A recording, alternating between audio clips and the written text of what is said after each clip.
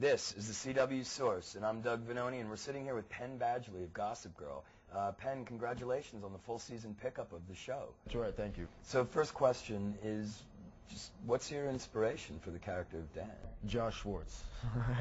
All from Josh. Dan is sort of like the Josh stand-in, you know. I mean, I think in every show he's done so far, the OC being the one before this, obviously, Seth Cohen was sort of like the Josh character. He sort of writes for himself with these awkward, charming social outcasts, you know. But at the same time, there's a lot that I bring to the character that I think otherwise wouldn't be there. So, you know, I mean, they start to write to us after a while. The writers start to get a feel for us. I would say I draw a lot of my inspiration from, I don't know, I mean, maybe just every teenager's vulnerability, because everybody else in the show is sort of impossibly privileged, you know, and Dan is the every guy. He's the most easily relatable, you know, because he's the most normal. He doesn't live the crazily privileged life that the rest of these kids lead. Which he, to some extent, wants. Well, he doesn't want that life, but he does want the girl that epitomizes that life. Even though he turns his nose up at the whole scene, he's in love, absolutely in love with Serena, who is the girl who, like I said, epitomizes that whole world. And how do you prepare for a scene? Are there any superstitions or regiments you follow? I don't. I'm really lackadaisical about that stuff. A lot of times I'm learning. I don't know if I should say this, but a lot of times I'm learning my lines in the rehearsal beforehand. But the thing about that is that I know the character. It's not like I don't prepare for the show itself. I mean, I give it the credit it's due. I know the character. I mean, we essentially end up becoming the character. The characters end up becoming us. You know, in television, we're just writing for you because you do it day in and day out. So I very much am familiar with where Dan is at. So I guess I've done that preparation. So how much do you stick to the script? Do they let you ad-lib? I'm probably the one who ad-libs the most. Okay. Only because I think with the awkward nature of my character, where I do that kind of stuff, you know?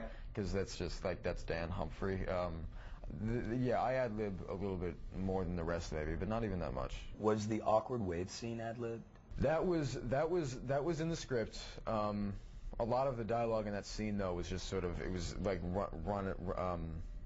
it was a little bit ad-libbed, because like in those moments there's a lot of overlapping and that kind of thing, and there have been a couple quotable moments that I know were ad-libs. You know, it's interesting that you work with a lot of different directors for each episode. Is it a sort of an adjustment period to work with each one? You know what, I mean, in more than in film, directors are not, they don't helm an episode the way that they might helm like a film. It's different in television. Like, I mean, we kind of have this thing going, this running ship, and then they come on and they're sort of like this. They're guest directors almost, you know. Okay. I mean, no discredit to them. They're all amazing, and to be able to come in and run with that is a real talent in itself. But there's definitely a lot to be said about executive producers and actors and like the way that they sort of direct themselves, because it's necessary. Sometimes, you know, you'll get a director who isn't as familiar with the show as maybe you want them to be, or whatever. You know, I mean, you're not always going to get the best of the best, but it's I like it because they will bring what they have to it, and then you also have the week to week run of the show that makes you so familiar with it. So I would say, as far as adjustment goes, you know, they might adjust to us more than we adjust to them. You said that Dan is the moral compass of the group in terms of being the normal guy or the good guy. But does he have a dark side, and is there any secrets that you can share with us? I know that in the third episode we explored a little bit of his temper. He was definitely becoming a bit of an angry, bitter guy. Mm-hmm. You know, with justice, I think, too.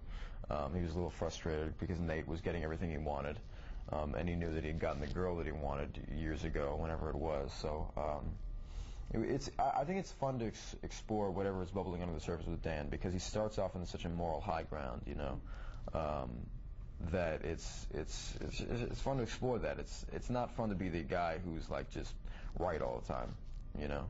So the Gossip Girl world, people say it's a little over the top.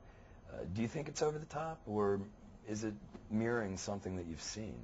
It's heightened reality. I mean, certainly. But at the same time, it's still television, and we can't do everything that people do in the real world. And I'm sure that the life that these kids lead in real life is still outlandish and a little crazier, you know. I mean, it involves probably a little more sex and a little more drugs. Than Chuck Bass, even. He might be the anomaly. Yeah. I would say more of the kids are probably like Chuck Bass than they'd like to admit, you know. I mean, it's the real world. Penn, thank you very much. We appreciate your time, and good luck on this season and hopefully the many seasons to come. Thank you. This has been Penn Badgley. I'm Doug Vanoni, and this is the CW Source.